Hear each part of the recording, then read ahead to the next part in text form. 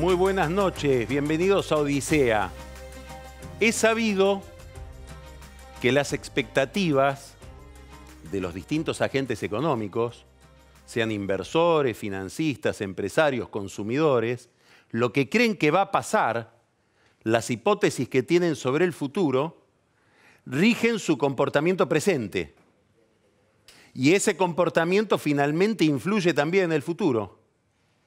Es lo que se conoce habitualmente con la frase de que los mercados descuentan determinados acontecimientos que dan por seguros que van a ocurrir. La política hace lo mismo. Es decir, el comportamiento de los seres humanos en el juego político y los comportamientos de los dirigentes políticos descuentan en el presente lo que creen que ya es inevitable que vaya a ocurrir. Bueno, hoy, en el juego del poder en la Argentina, en el sistema político, que lo incluye no solamente al mundo de la dirigencia política, sino que incluye también a sindicalistas, empresarios, medios de comunicación, todo ese sistema está operando con un supuesto, y es que el gobierno va a ganar las elecciones en el trazo grueso, en los números gruesos, del mes de octubre, es decir, las próximas elecciones del 22. ¿Y esto por qué? Porque las encuestas van indicando que se mantienen y en algunos casos se refuerzan los resultados de las primarias, que son, por esa rareza del sistema electoral argentino, una especie de elección directa o elección general anticipada. En el fondo, los que programaron este sistema de primarias, que fueron curiosamente Cristina Kirchner con su esposo Néstor, Sergio Massa como jefe de gabinete y Florencio Randazzo como ministro del Interior, que presidía esa reforma, hoy pagan el costo del Frankenstein que inventaron. ¿Por qué? Porque es un sistema electoral que induce, por distintos mecanismos técnicos, a que las primarias se conviertan en una encuesta perfecta y, por lo tanto, dirigen las expectativas de manera mucho más férrea. ¿Cómo se nota esto? ¿Cómo se nota que el mercado político ya está descontando el triunfo del oficialismo, de Cambiemos, de Macri, para las próximas elecciones legislativas? Los sindicalistas, en general todos ellos peronistas, están casi todos sentados en la mesa de negociación del gobierno en plena campaña electoral. Se reúnen con el ministro Triaca o con gente allegada al ministro Triaca todo el tiempo. Hubo una reunión el jueves, hoy hubo una reunión en el Ministerio de Salud. Casi que están tratando de corregir rápidamente lo que para ellos fue un error, que fue la movilización que realizaron pocos días después de unas primarias en las que ellos suponían el gobierno no iba a salir tan bien. En la primera reunión que tuvieron con Triaca, después de las elecciones primarias, uno de ellos se lo dijo abiertamente: nos dejamos llevar por el diagnóstico de Cristina, pedimos disculpas. Escuchó bien, pedimos disculpas. Otros son más prácticos y van exhumando de los archivos fotos que tenían con el papá de, como dicen ellos, Jorgito. Le llevan fotos de el padre de Jorge Triaca, que también fue ministro de Trabajo y sindicalista, para acreditar la antigüedad en el vínculo. Otros le recuerdan o dicen recordar cuáles eran los mejores platos que preparaba Aidé cuando era la mujer de Jorge Triaca, el ministro de Trabajo, la mamá de Jorge Triaca, el actual ministro de Trabajo. Quiere decir que hay un alineamiento apresurado, rápido, precipitado del sindicalismo, de una parte importante del sindicalismo, sobre todo de los grandes sindicatos privados con el gobierno, a partir del resultado de las primarias y esperando lo que va a suceder en las elecciones de octubre. Algunos de ellos, como José Luis Lingeri, del Sindicato de Obras Sanitarias, AISA, se llama hoy la empresa, es decir, el Sindicato de Provisión de Aguas y Cloacas, conocido por eso como Mr. Cloro, no solamente se arrepintió de que hayan sido en sus oficinas donde se planteó o se organizó la movilización en contra del gobierno, sino que hizo algo inédito. Desde su sindicato emitió rápidamente una campaña publicitaria felicitando a Macri por la obra pública que realiza en su propio sector, para que todo quede claro. La estrategia de Macri frente al sector sindical, ¿cuál es? Casi la misma que la de Carlos Menem. Cambio, reducción de costos laborales por algunos alivios a la situación de las obras sociales que manejan los sindicatos. Para sintetizarlo, les pido concesiones como sindicalistas y les concedo algunos beneficios como empresarios de la salud. Esto es lo que estamos viendo hoy en una situación inédita que, hasta donde se tiene memoria, nunca ocurrió. Bajo el mismo mando político ha quedado la negociación sindical con la negociación de la Caja de las Obras Sociales. En este caso, ambas oficinas del Estado responden al ministro Triaca, que se ha convertido en un engranaje decisivo en todo este juego de poder que aparece con los sindicalistas. Juego de poder clave, ¿por qué?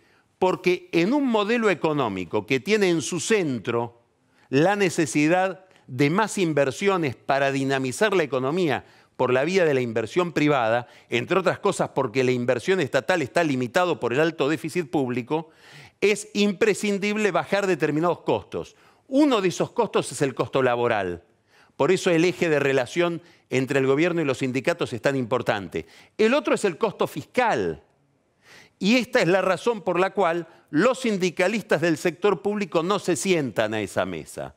Los sindicalistas del sector público prefieren resistir con Cristina porque saben, como dijo una vez el dirigente del movimiento Evita, Emilio Pérsico, que la llave de este modelo económico es reducir el gasto público, reducir el déficit fiscal, y eso en algún momento los va a tener a ellos en la mira. En el mismo grupo se ubican los Moyano, aunque en el caso de ellos por otras razones que tienen que ver básicamente con el destino de la empresa OCA, que como siempre decimos, la tratan como si fuera propia. Los Moyanos, no el gobierno. Con los gobernadores pasa algo similar. Están descontando todos la victoria del gobierno en octubre. Tanto que se están negociando hoy, en este caso en la mesa del ministro Nicolás Dujovne, 3 acuerdos importantísimos para esta asignatura de la que hablábamos recién, que tiene que ver con el diseño de la política fiscal de la Argentina y con la posibilidad de reducir costos que son altísimos. Probablemente la herencia económica más rígida y más pesada que dejó el kirchnerismo no haya sido ni la crisis energética ni el cepo cambiario, sino que haya pasado, ni siquiera la inflación. Pasa básicamente por la dimensión del sector público y por lo tanto por la presión tributaria que hay sobre el sector privado para sostener o para mantener esa dimensión del sector público. Por eso es importante para el gobierno negociar una reforma fiscal, una reforma tributaria, más importante todavía, una ley que contenga el gasto de nación y provincias e impida el aumento o la creación de nuevos impuestos, sobre todo por encima de la inflación, una especie de congelamiento del gasto público en términos reales, y además algo que va a estar pronto sobre la mesa, a pesar de que tiene un tratamiento judicial en la Corte, que es el fondo del conurbano. Probablemente sea la reforma menos urgente, pero la más importante de las reformas fiscales que tiene delante de sí la Argentina, porque si hay un problema estratégico para la República Argentina, ese problema está en el conurbano. Después vamos a hablar de esto con Daniel Vilota. La financiación del conurbano de una provincia como la provincia de Buenos Aires, que es discriminada fiscalmente, es una cuestión importantísima para el mediano y largo plazo del país, porque ahí se van concentrando endiabladamente todas las patologías de la vida nacional. Los gobernadores que quieren que ese plus lo pague Macri. Bueno, esa es una negociación importantísima que se va a plantear sobre la mesa dentro de poco y que va a ser la tercera pata de esta negociación fiscal con los gobernadores. Los jueces federales que se interpretan a sí mismos como parte del sistema político más que del sistema judicial, estoy hablando sobre todo de los jueces federales de Comodoro Pi, también van viendo hacia dónde va el viento electoral y se van acomodando a ese viento electoral. Y una demostración la está produciendo el juez Marcelo Martínez de Giorgi, un juez de extraordinaria plasticidad como juez federal, como se vio en el tratamiento que le dio al enriquecimiento o presunto enriquecimiento ilícito denunciado por el doctor Moner Sanz del camarista Eduardo Freiler, a quien Martínez de Giorgi eximió de cualquier responsabilidad sin casi realizar una pericia sobre su patrimonio. Ahora Martínez de Giorgi pide unificar en su juzgado todas las causas que tienen que ver con las coimas confesadas por Odebrecht. ¿Y por qué este tema es importante? Porque le quitaría tratamiento o competencia sobre este tema de la corrupción de Odebrecht con el gobierno anterior a jueces que el gobierno actual mira con enorme sospecha. El juez Rafecas y sobre todo el juez Casanelo. ¿Y por qué este tema para el gobierno es importante? Porque en el tema Odebrecht está, con mayor o menor evidencia, Ángelo Calcaterra, que es el primo del presidente Macri. Quiere decir que es una causa estratégica para los intereses de la empresa Sogma, para los intereses de lo que fue IEXA, ahora en manos de Midling, donde está un pariente muy cercano al presidente y por lo tanto el gobierno o la familia presidencial le presta extraordinaria atención a esta causa. Bueno, Martínez de Giorgi quiere unificarla en su juzgado, como lo pretendía también la Oficina Anticorrupción. Pero no termina en el sistema judicial el alineamiento que estamos viendo en estos días con el gobierno en la presunción de una gran victoria de Macri. También muchos empresarios empiezan a advertir que es mejor arreglar con Macri. Quedan pocos que no se hayan alineado. Uno de ellos, Cristóbal López, está a punto de hacerlo. La semana que viene seguramente se va a conocer un reordenamiento de todo el grupo que tiene que ver con Cristóbal López, alimentado extraordinariamente durante el periodo kirchnerista. No estoy hablando solo de los medios de comunicación, C5N, radios, etcétera. Estoy hablando también del sector que tiene que ver con obra pública y energía. Y de uno u otro modo lo que se espera es que haya la incorporación, formal o informal, dentro de ese grupo, en la proximidad de ese grupo, de algún empresario ligado al presidente Macri.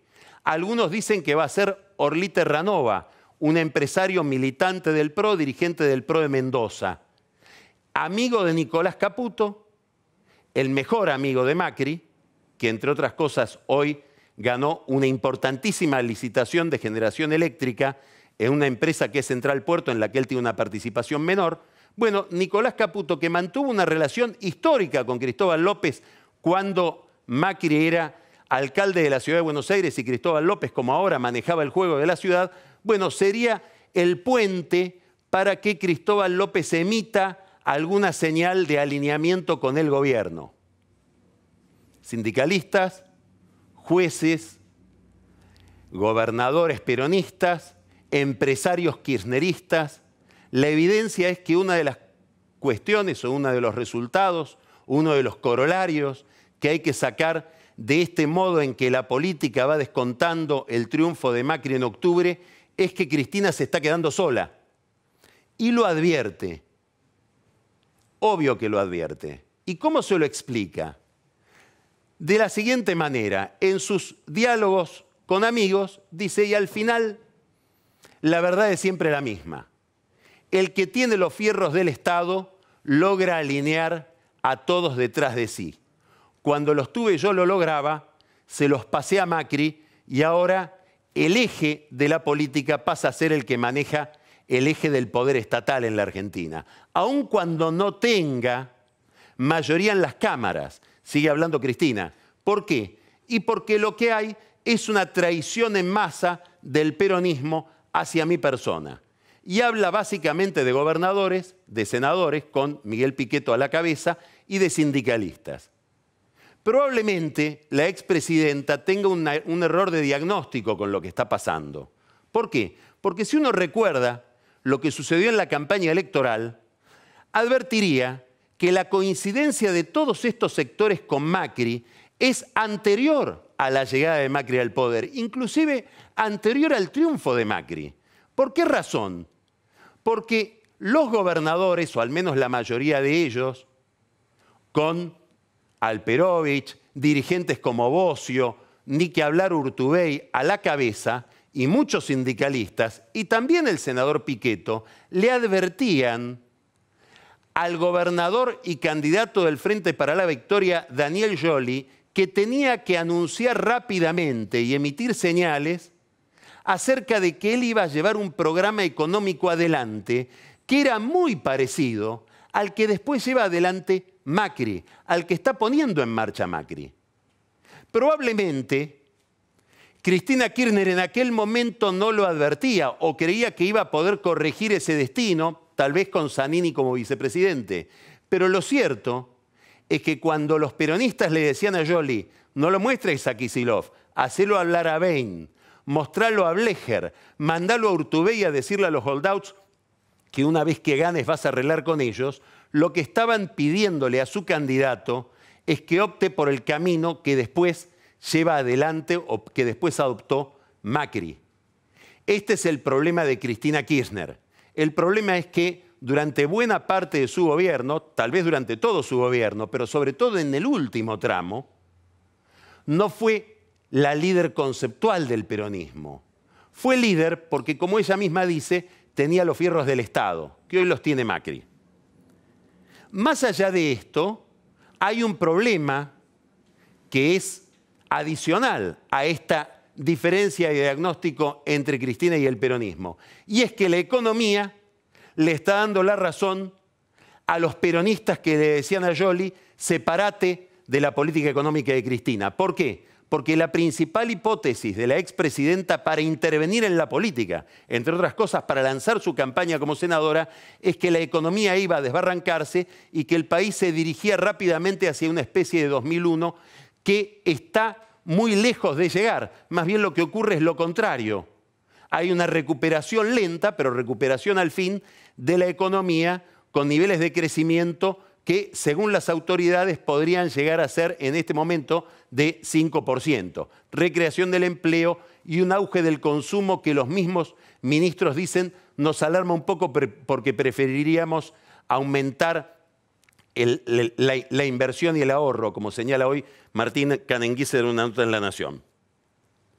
Aún así, sería un error enorme descontar a Cristina del futuro, de las expectativas, de este juego en el que está la Argentina, esta Argentina novedosa, con un gobierno que manda en minoría. ¿Por qué? Porque a veces las minorías, cuando son muy homogéneas, cuando tienen un relato claro, cuando son hiperactivas, cuando el que las lidera tiene audacia, tienen la capacidad para fijarle la agenda a las mayorías.